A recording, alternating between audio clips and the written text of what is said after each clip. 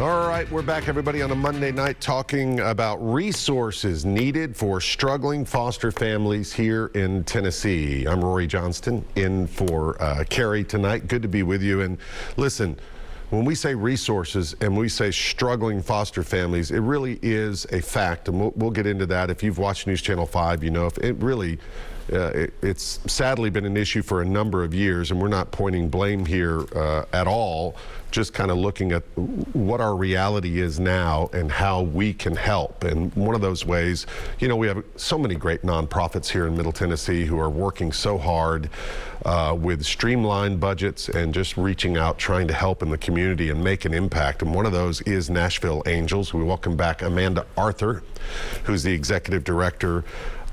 There's so much here to get through. First of all, though, you talk about I love your mission statement because you put intentional giving right at the top, which I think is it's great, because that's what, you know, if you're going to volunteer, that's what you're looking for. Not just like, hey, give us some money or give us your time. It's intentional. You want to have that intent. Absolutely. We just found that it's better. It's just better overall for the kids and the families if you're giving your time intentionally. And we have people who give their money intentionally. They give their money knowing that this money is going back into our own community, into our own foster families and youth who are aging out. Yeah.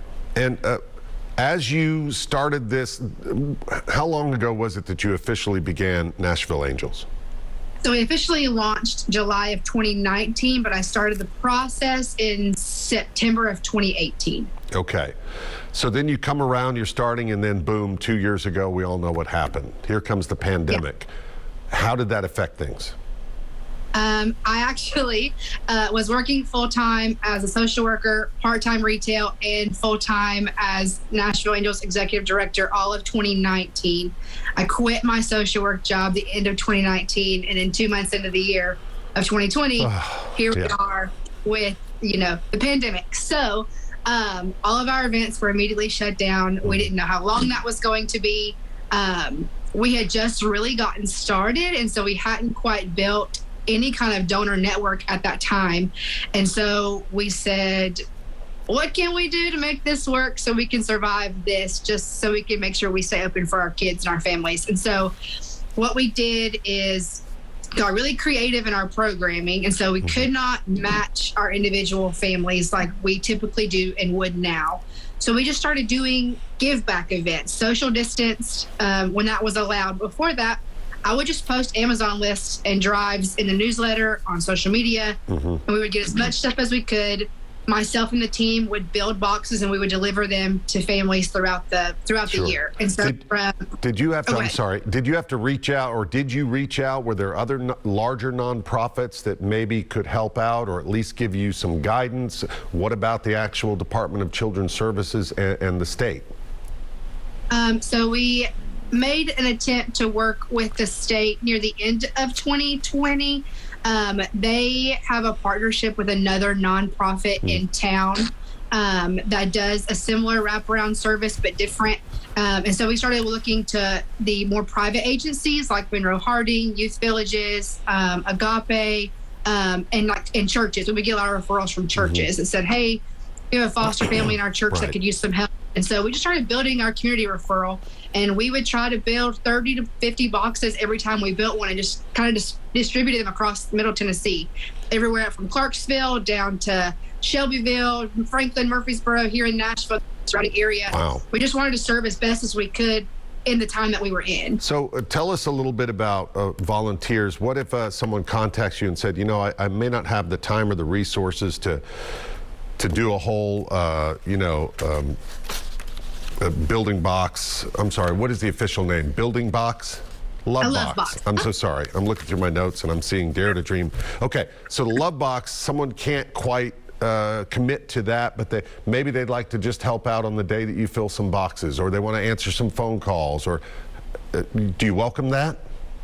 Yeah, we are always looking to expand our board, people who want to be involved in a different way. Then we have We try to do 4 give back box events a year. So usually one for Foster Care Awareness Month in May, usually around back to school, and then Thanksgiving and Christmas. We're hopefully going to add more of those as we grow for like Mother's Day and Father's Day and things like that. But we always welcome volunteers for those one-time events, because we have tons of people who are like, I just can't.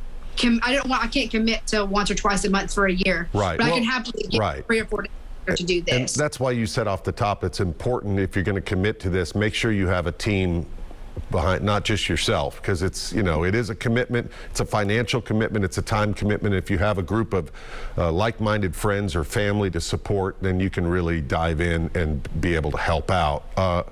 What about corporate help? Yeah, so we have been reaching out to businesses and corporations here. We do corporate engagement days that we offer to large businesses, and what that looks like is there's 2 ways we do that. We will either give you a list of items to do a drive within your business or to purchase on your own that way. Then we bring boxes and the notes for you to write and stuff to decorate boxes with. We tell you about our organization, tell you about the families that you're building boxes for that day, and then give them the option to deliver that box. The other option is they just say, hey, we collect $100 per box. We go out and buy all the things you need, bring everything to the business, and do the same exact model where we tell you about what we're doing, tell you about the family. They get to build the box themselves for the family that they're giving it to, and they get the chance to deliver that box and see the family they're impacting by doing that. Okay, so you talk about that, delivering the box, impacting the family. Take me back. Do you remember the first box officially delivered? What did it feel like? What was the reaction? Yeah. It's been a while to think back on that. In 2019 or 2020 is when we officially picked up our first monthly box that our board was taking care of. Mom and dad, 2 biological sons, and then 2 foster placements. Right.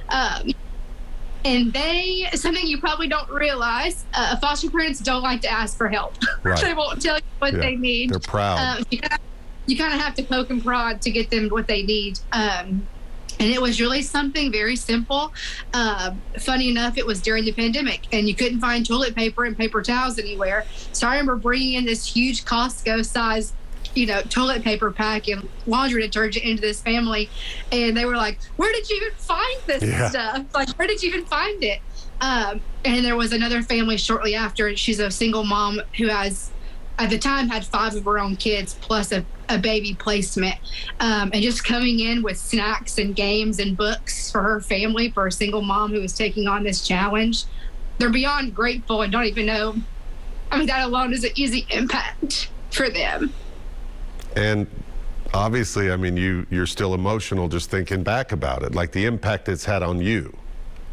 Oh, yeah, absolutely. And what about people who then volunteer to do this? I'm sure they then get back to you, probably emotional, thinking, I didn't realize what kind of an impact, right, this would have on me. Absolutely. Well, because you just don't think how something so simple can make such a big difference for somebody. Yeah, that's amazing. All right.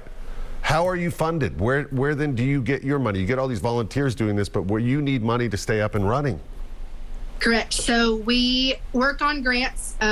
We haven't gotten too many of those yet because we're still so small and so new, but everything else is individually funded through individual donors, sponsorships, events, those kinds of things. Our goal and our hope is that our monthly giving of individual donors will grow, so we can continue to expand our staff and hire, because the more staff we have means the more kids we get to serve. Yeah. And what is the need right now? What have you learned about the foster system and network in Tennessee? I think more than anything, they just need people to rely on. The foster parents need that, and the kids who are going into these homes need that. There's such a lack of stability within the foster care system, with kids being moved around so much, and there's not enough foster homes as it is. We need to be pouring into the ones that we do have so they can continue to keep opening up their home and doing what they're doing. Because the more we lose, the less there's not enough coming in to fill the ones that we're losing. And do we know how many families out there in Tennessee are fostering right now or signed up to? I think last I looked, there's like 5,800 open foster homes for the entire state, and there's about 9,000 kids in care. Wow. Unbelievable. All right. We'll take another break, take a breath. Thanks, Amanda, again for sharing that amazing story. Give us a call. Let's talk more about how we can help our struggling foster families and what's going on at DCS coming up.